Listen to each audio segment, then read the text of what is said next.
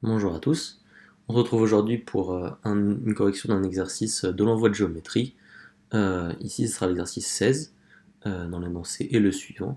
Donc on prend ABC, un triangle, et DEF, c'est les pieds des hauteurs. Donc D, c'est le pied de la hauteur issue de A, E, c'est le pied de la hauteur issue de B, et F pour C. Et maintenant, on pose E' et F', les symétriques de bas E et F, par la droite AD. Et ensuite on prend X, c'est le point d'intersection entre CE' et BF'. Puis pareil, Y, c'est le point d'intersection entre BE' et CF'. Et l'énoncé est le suivant, montrer que les droites AX et YH, donc celle-là et celle-là, se coupent en un point qui est en fait le milieu de BC que j'ai appelé M. Et donc c'est ça qu'il faut montrer. Je vais vous laisser un peu de temps et puis je vais bientôt donner une indication.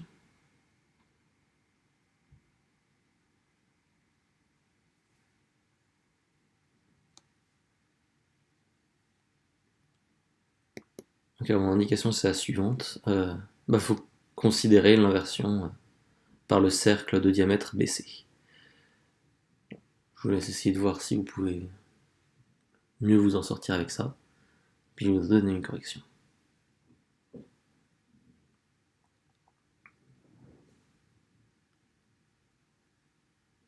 Ok, alors étonnamment j'ai utilisé mon indication. Donc j'ai posé I l'inversion par rapport au cercle de diamètre BC et M le mille BC comme j'avais déjà dit.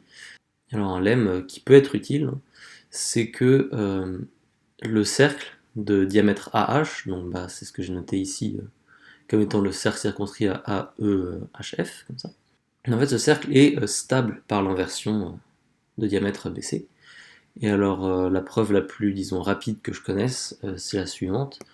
Donc, E et F, vu qu'ils sont sur le cercle, ils sont stables. Et en plus, A, il est envoyé sur un point. Une fois que j'aurai montré que l'image de A est sur le cercle, E, ce point-là, et F seront sur le cercle, et donc l'image, ce sera le cercle de diamètre E, ce point F, à savoir le cercle qu'on veut. Donc comment on fait pour montrer ça? On dit que A, c'est l'intersection entre AB et AC, totalement, et AB est envoyé sur le cercle circonscrit à BFM, puisque B et F sont des points fixes par inversion, et c'est une droite qui ne passe pas par M, donc c'est envoyé sur un cercle qui passe par M, donc voilà, c'est pour ça que c'est le cercle circonscrit à BFM. Puis pareil, AC est envoyé sur le cercle circonscrit à ECM, et donc l'intersection de ces deux cercles, c'est ou alors M, ou alors l'image de A.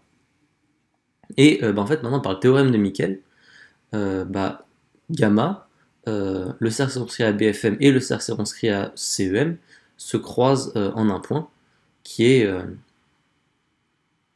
forcément l'image de A par l'inversion, ce qui nous donne que l'image de A par l'inversion est sur gamma. Donc ça c'est quelque chose de relativement intéressant puisque maintenant, comme on se rend compte que X a l'air d'être sur le cercle circonscrit à AEHF, et puis pareil pour Y, l'idée maintenant c'est seulement de montrer que AX et M, pour montrer que AX et M sont alignés, on a seulement besoin de montrer que A c'est l'image de X par l'inversion, et inversement, que X c'est l'image de A par l'inversion, puisque un point et son image par l'inversion sont alignés avec le centre de l'inversion, et le centre de l'inversion c'est ce qui nous intéresse, c'est M. Et puis pareil, montrer que Y c'est l'image de H par l'inversion. C'est ce que j'ai écrit ici, c'est ce qu'on va montrer par la suite. Ok, et donc pour ça en fait, on va poser P c'est l'image de H justement, puis on va aussi poser Q c'est l'image de H, et en fait on va vouloir montrer que P égale X et Q égale Y. Donc là je les ai renommés en P et Q pour bien qu'on comprenne que maintenant on parle des images par l'inversion et plus des intersections des côtés. En fait donc ce qu'on va montrer c'est que BPF', CPE', BE'Q et CF'Q sont tous alignés. Et donc comment on fait pour faire ça? On fait une chasse aux angles. BPM, c'est égal à ABM, puisque BPM et ABM sont semblables, vu que B est stable par l'inversion et que P est l'image de A et que M est le centre de l'inversion. Et en plus, A, P, M sont alignés, puisque bah, P est l'image de A par l'inversion, et que M est le sens de l'inversion, encore une fois. Et P appartient à gamma, et comme gamma c'est le cercle de diamètre AH, ça vous donne que APH c'est un angle droit, et donc bah, comme AP et M sont alignés, MPH est également un angle droit. Donc comme ça on a BPM, on a MPH, et donc maintenant il ne nous reste plus qu'à trouver F'PH, et si jamais la somme de ces trois angles fait 180, pardon, on est content. Et justement F'PH, puisque F' est sur gamma, puisque c'est l'image de F par une symétrie, et la symétrie est et l'axe est un diamètre du cercle, bah, alors le cercle est fixé par la symétrie. Donc bah, F est envoyé sur un point F' qui est encore sur le cercle. Donc bah, juste par cocyclicité des points, F'PH c'est égal à F'AH. Et maintenant, bah, par symétrie, F'AH c'est égal à FAH. Et maintenant, FAH, bah, on sait ce que c'est, vu que c'est BAH également, c'est égal à 90 moins ABC.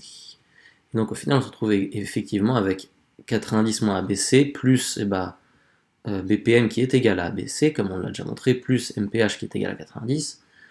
On a bien B, P et F' qui sont alignés. Et ensuite, on peut faire à peu près de la même manière pour les trois autres alignements qu'on veut vous montrer. Par exemple, pour C, P et E', on fait un peu pareil, on regarde CPM qui est égal à ACM, on regarde MPH et on regarde E'PH, E'PH, on peut l'envoyer sur E'AH qui est égal à EAH, puis ensuite c'est exactement le même raisonnement. Et donc comme ça, on a bien que P égale X et Q égale Y, puisque deux droites ne s'intersectent qu'en un seul point. Et ça nous permet de conclure, puisque A, P et M sont alignés, donc A, X et M sont alignés, puis pareil, Y, H et M sont alignés.